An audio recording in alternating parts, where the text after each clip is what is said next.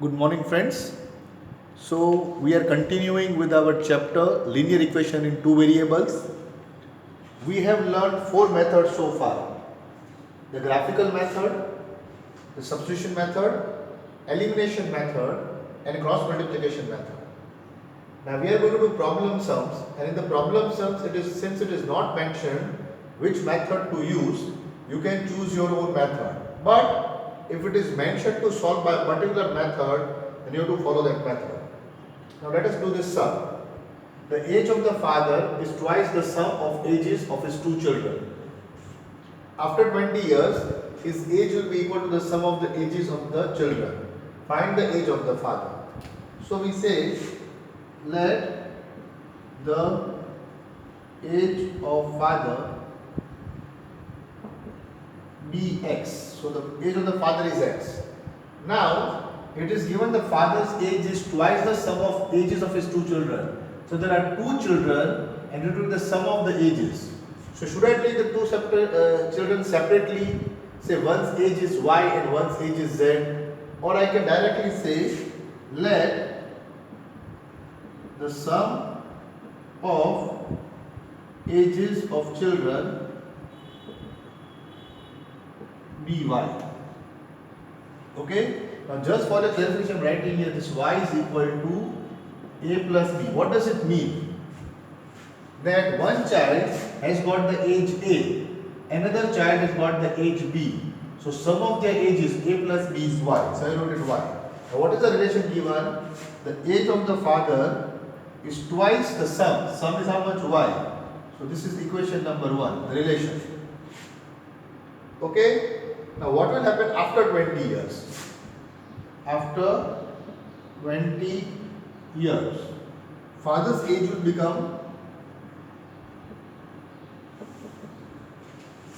be x plus 20. Because 20 years have passed, father was x years old, father's age will become x plus 20. What about the children? A will grow by 20 years. So the age of A will become A plus 20. B will grow by 20 years. So the age of B will become B plus 20. So now you can see what does the y become? The sum of the ages after 20 years. The sum of the ages will become A plus B plus 40. Let me call this y prime because we have to get the equation. That is called the y prime. What is y prime? Is the new age. So what you can see, y prime, that is after 20 years, what is a plus b? Y. So the age of the children now becomes y plus, the new age is y plus 40 and father's age is x plus 20. But what is the relationship between these two? Now after 20 the age is equal. So x plus 20 is equal to y plus 40. Is it clear? So the age of the father was x, sum of the ages of the children was y. So what I took here, let one child be of the age A, another child of the age B, so sum of the ages is y. After 20 years, father's age increases by 20, becomes x plus 20, but the children, one child who was A became A plus 20, the child who was B became B plus 20. So y prime is the sum of the ages after 20 years, so y prime is A plus B plus 40. But a plus b was y, so y prime equal to y plus 40. So the sum of the ages after 20 years is y plus 40.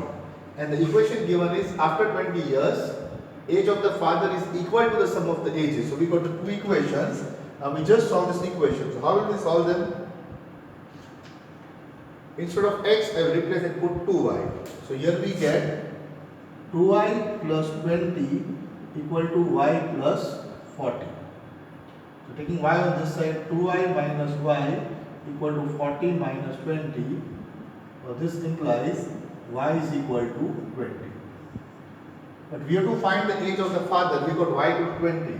So what is the relationship? Age of the father is x, is 2 into 20 implies x equal to 40. So the age of the father was 40 years. The present age of the father is 40 years. After 20 years it becomes 60. Okay, the sum of the ages of the children right now is 20, sum is 20.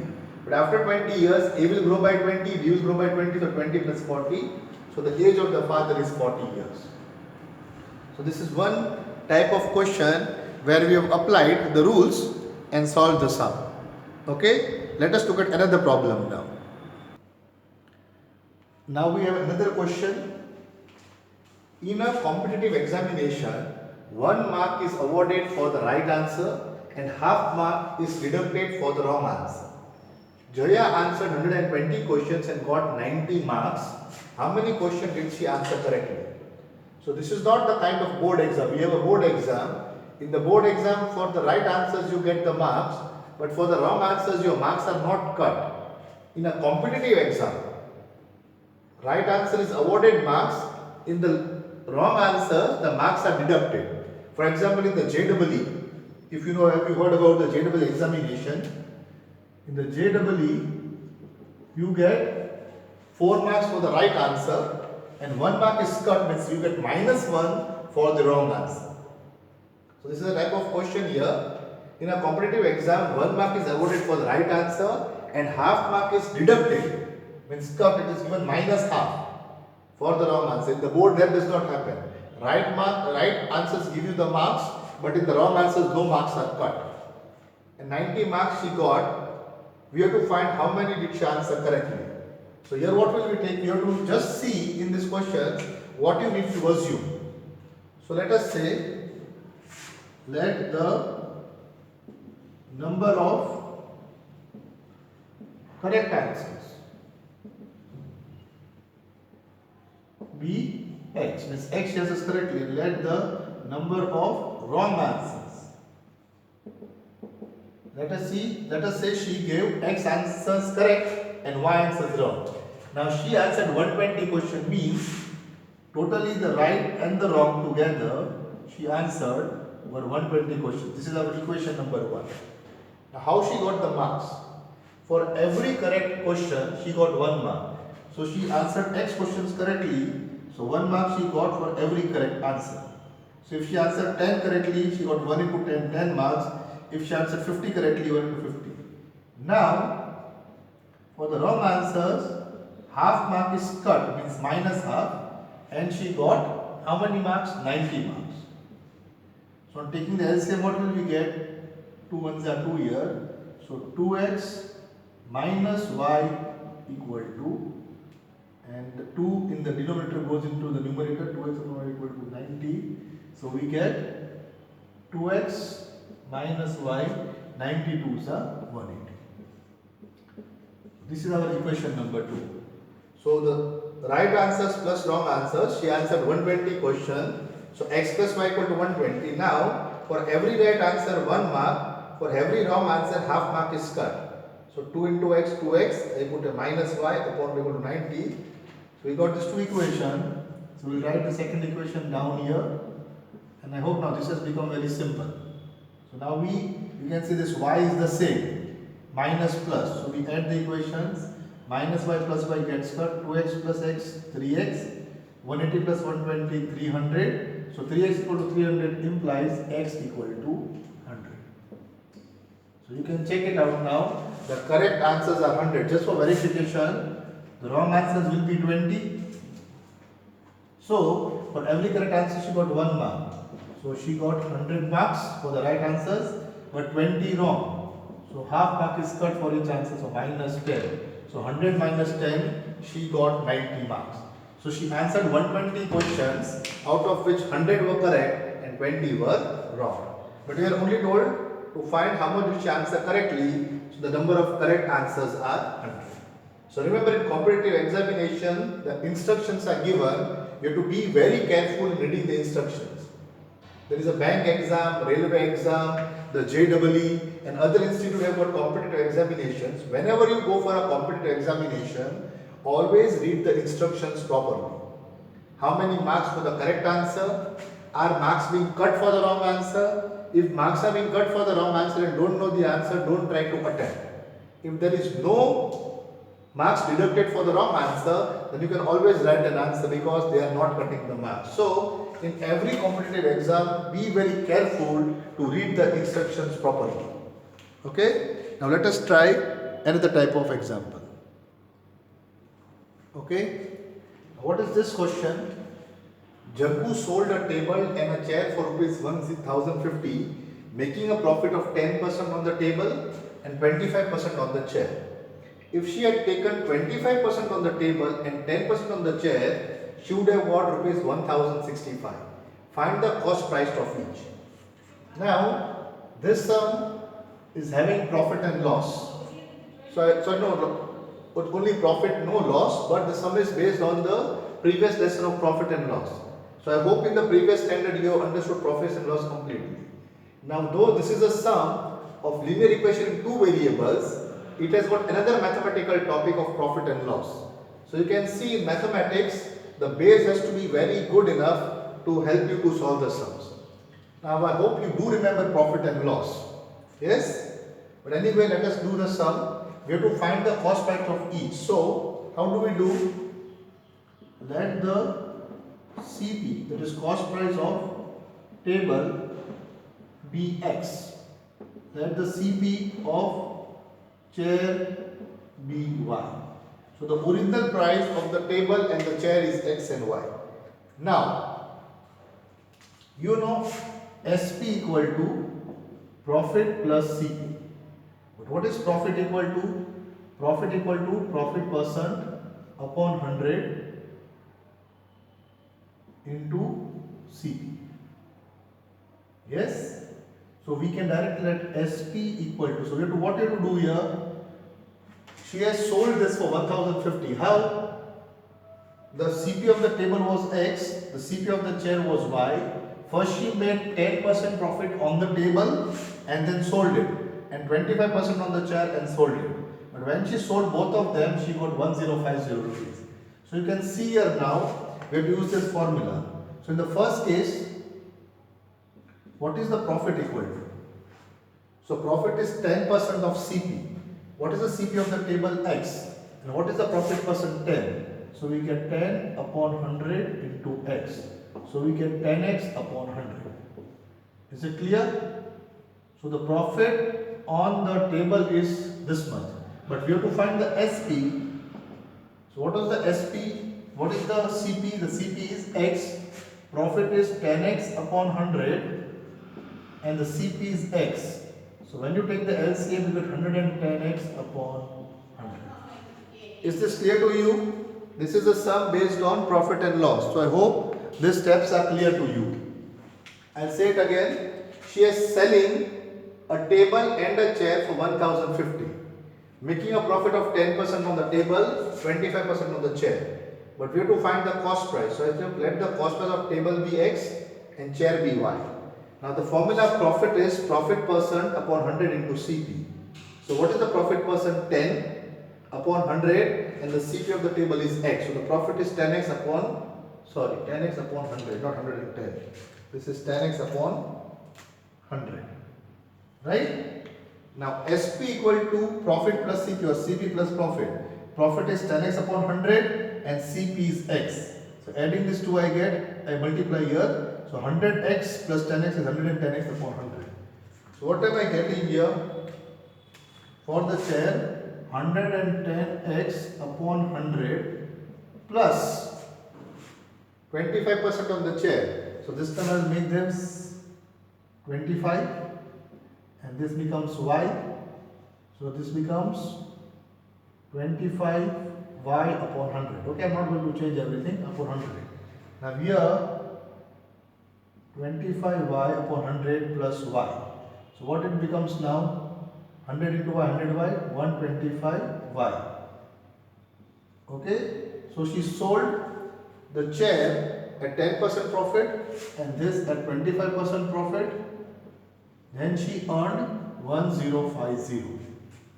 Now when she reversed, she sold the chair at 25% profit. In the next case, 125 upon x upon 100 plus 110 y upon 100, she got 1065. So these are the two equations. So now we'll first simplify them. How? I will take this 100 in denominator on the other side, so I get 110x plus 125y equal to 10500 and 125x plus 110y equal to 106500, sorry, 0 here. Okay. Now you can see here, this is a special condition. Which condition you have got here? The numbers are interchanging. So which method we had used here when the coefficients are interchanging? We first add them both. So add them both. When you add them both, what do you get? 135x plus 135y equal to how much? 0, 0, 5, 6 plus 11, 1, 1, 2. 215,500. So if we simplify this, we should get x plus y equal to, what is 135 divided by 2115? Yes? You divide 2115 by, we have how much?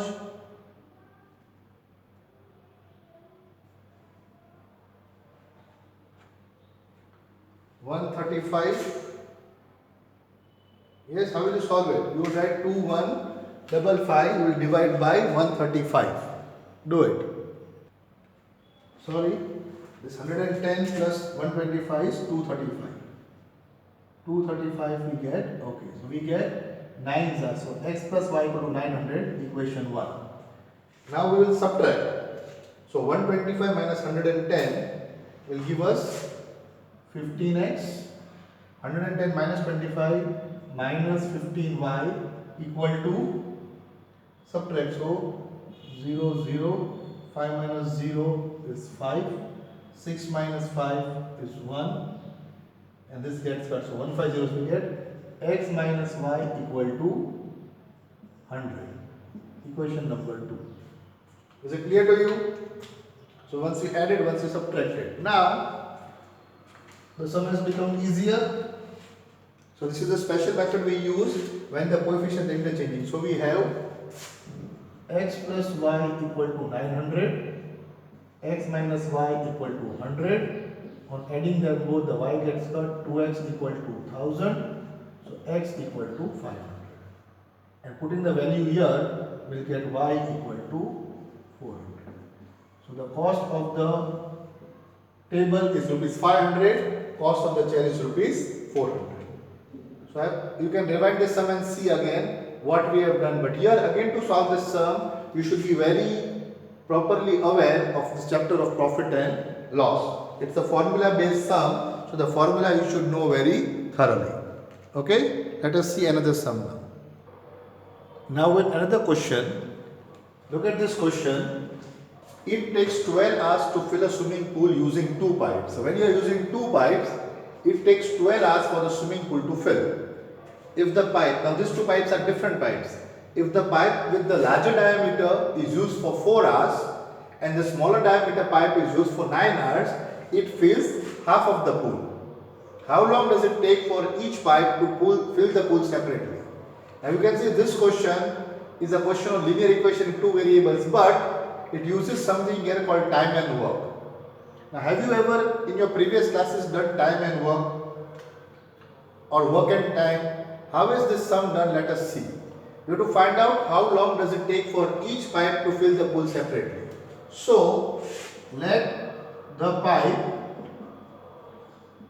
with larger diameter,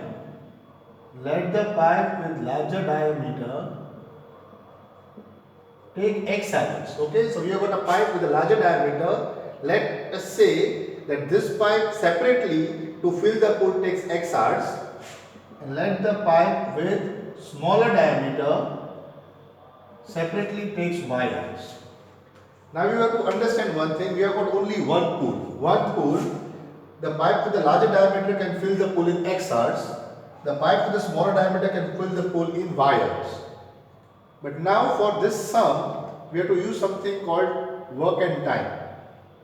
So if it takes x hours to fill one pool, this is hours and the pool which is being filled. So it takes x hours to fill one pool, then in 1 hour how much pool will be filled? So if you cross multiply and see 1 upon x, so I showed you before, I'll show you again. Suppose this is the pool and it takes x hours for the pool to fill. So Suppose let us take it takes 5 hours. So in 1 hour it will fill 1/5 of the pool, second hour 2/5 of the pool, 3/5 of the pool, 4/5 of the pool, and the fourth pool. So if it takes 5 hours for the pool to fill, then in 1 hour it will fill 1/2, and in second hour 2 of the fifth, 3 by x, 4 by x, and 5 by x. Because it takes 5 hours. Okay, let us say x is 5. Then in 1 hour it will fill 1/5 of the pool, in the second hour 2/5, in the third hour 3/5, in the fourth hour 4/5, and 5/5, that is 1, the pool is filled. So what you can see here, in 1 hour 1x of the pool is filled. When this pipe is open and it takes x hour for the pool to fill, then in 1 hour it fills how much? 1 hour it fills 1x of the pool. But this pipe is on for how many hours? 4 hours. So in 1 hour if it fills 1x of the pool, in 4 hours it will fill 4x of the pool. Right? So this larger pipe, it takes x hours for the pool to fill. In 1 hour it will fill 1 upon x. 1 upon x part of the pool will be filled in 1 hour. But this pipe is working for 4 hours. So in 1 hour 1 upon x, in 2 hours 2 upon x, in 3 hours 3 upon x, in 4 hours 4 upon x. So in 4 hours it will fill 4 by x of the pool. And this pipe with a smaller diameter, in 1 hour it will fill 1 by y of the pool, but it is working for 9 hours. So after working for 9 hours, both of them together, the pipe with the diameter for larger diameter for 4 hours and smaller diameter for 9 hours, when both of them together, it fills half of the pool. Half of the pool is filled. So this is one thing. Now the second condition, it takes 12 hours to fill the whole pool using both the pipes. So this pipe in 12 hours, how much it will fill? In 1 hour it is 1 upon x, and in 12 hours 12 upon x. Even this pipe for 12 hours, so 12 upon y, and it is filling up the whole pool, not half the pool but the whole pool. So these are the two equations we get. The pipe with the larger diameter takes x hours. How many hours? It takes x hours to fill the pool. So in 1 hour it will fill 1x of the pool. But it is working for 4 hours. So 4 by x of the pool, this pipe is filling. The other pipe is working for 9 hours. So 9 by y of the pool, this pipe is filling. Together they have filled half the pool. But when they work for 12 hours, they will fill the whole pool. So you got the equation 1 and equation 2.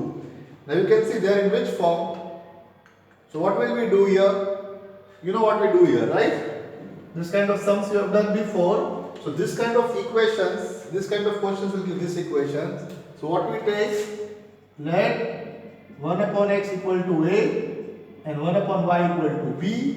So the equation becomes 4a plus 9b equal to half and 12a plus 12b equal to 1.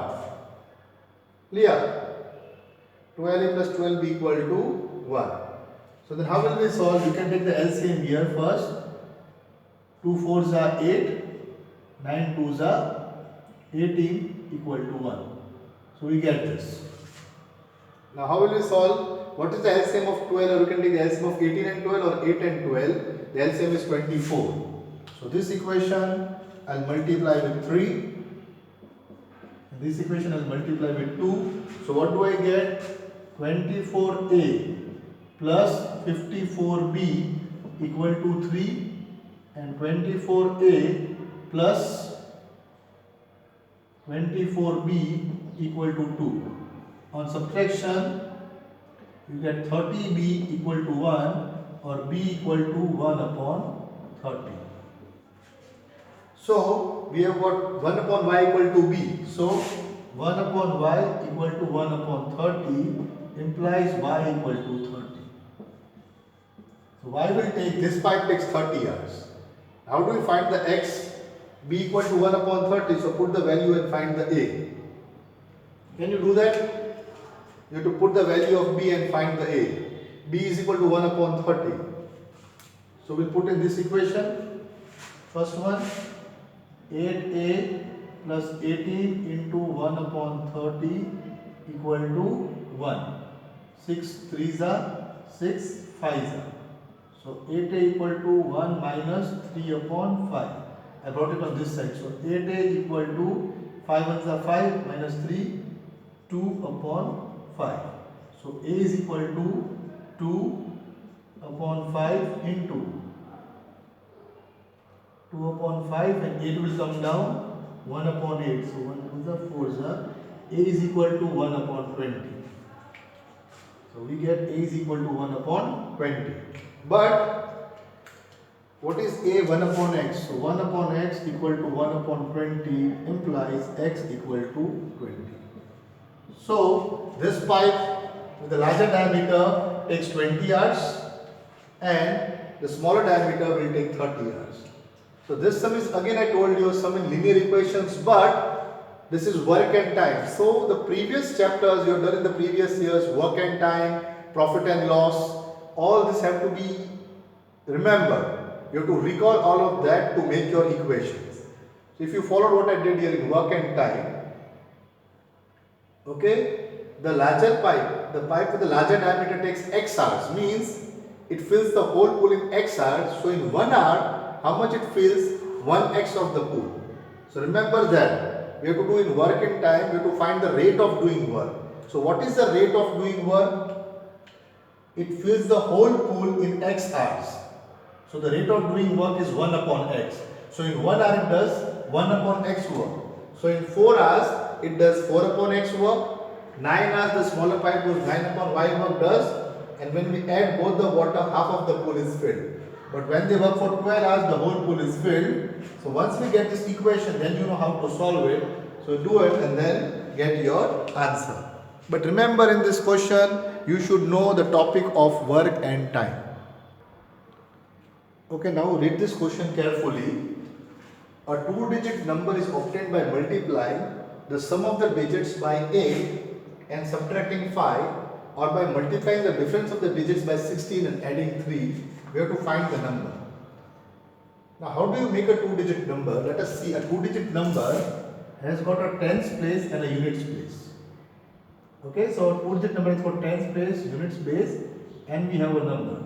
For example, 2 and 4. 2 in the tens place and 4 in the units place becomes number 24. 7 and 2 becomes 72. Right? 3 and 9 becomes 39.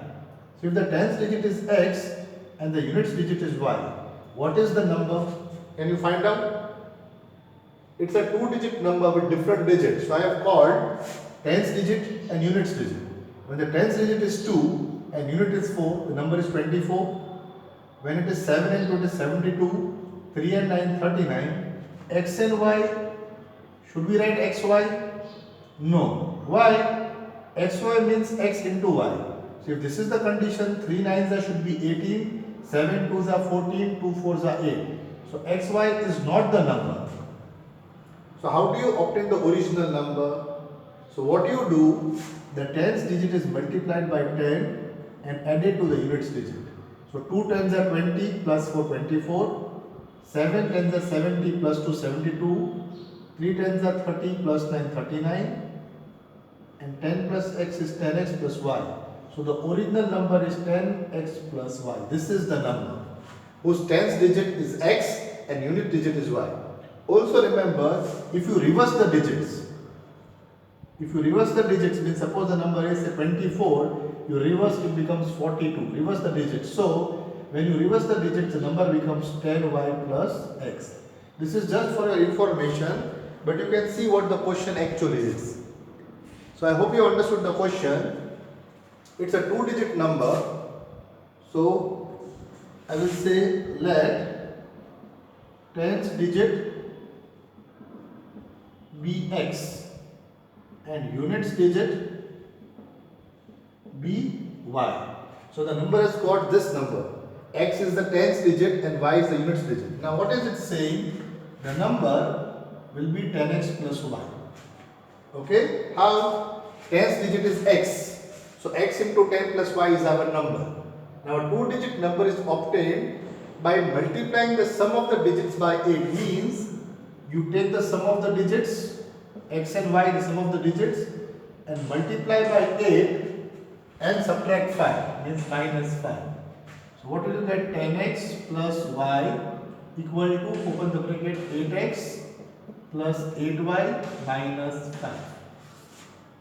So if you rearrange, if you bring it on this side, then we get 2x minus 7y equal to minus 5. This is the equation number 1.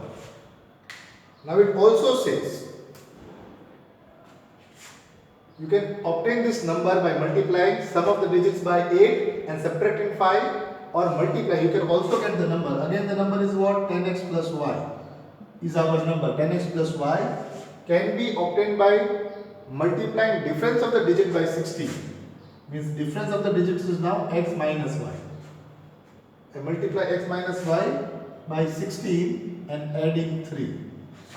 So we get 10x plus y equal to 16x minus 16y plus 3. Now I will rearrange. I will take this on this side. So 16x minus 10x is 6x. Y I take on this side. So minus 17y. 3 I bring on this side. So minus 3. This is our equation number 2. Did you follow? So this is the equation 1. How the number can be obtained by multiplying sum of the digits by 8 and subtracting 5, or the number can be obtained by multiplying the difference of the digit by 16 and adding 3. So I am going to eliminate the x. To eliminate this x, I have to make this 6. So I will multiply this equation by 3. So what do I get? 2 3s are 6x minus 7 into 3 minus 21y equal to minus 5 into 3 minus 50. Here I have 6x minus 17y equal to minus 3. So I subtract this. So this becomes plus, this becomes plus. So this gets cut. Minus 21 plus 17 gives me minus 4y. Minus 15 plus 3 is minus 12. So y equal to minus 12 upon minus 4 or 3.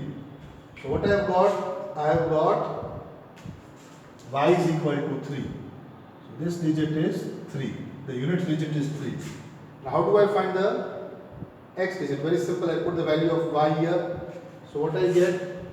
2x minus y. 7 3s are 21 equal to minus 5. So 2x equal to minus 5 plus 21. 2x equal to 16 implies x equal to 8. So I put the value of x here 8 because the number is 10x plus y. So what is the number? The number is 10x plus y. So x is 8 and 10 is y. So what is the number? 10x is 10 is 80 plus 3. The number is 83. Have you followed the sum? I have put how the number can be obtained in many different ways. You can obtain the number by sum of the digits into 8 minus 5, or you can obtain the number difference of the digit multiplied by 16 plus 3. I got two equations, solved them, I got 8 and 3 is the answer. Now you can check the number is 83. Now the sum of the digits, 8 plus 3, 11. 11 8s are 88. 88 minus 5 gives me 83. Or the difference, 8 minus 3, 5. 5 16s are 80 plus 3, 83. So the number is 83. So I have done a different kind of sums here just for your practice. But you have seen here that the sums to do, you will need to know profit and loss, selling price, cost price, discount and those kind of things. You need to know time and work, up speed and down speed, and this is also upstream speed and downstream speed, and this is also a 2-digit number. So these are the sums for you. I will give you further sums for practice. We are ending this chapter here. The chapter is almost done. We will end the chapter here, but there is enough practice. So one for the last sake of revision, this is linear equation in 2 variables. You can solve it by graphical method, substitution method, elimination method and cross multiplication method. If the method is not mentioned, you can choose whichever method you want. But if the method is mentioned, you have to only follow the method of the book. Now practice thoroughly and prepare for the test. I am going to end here. Thank you.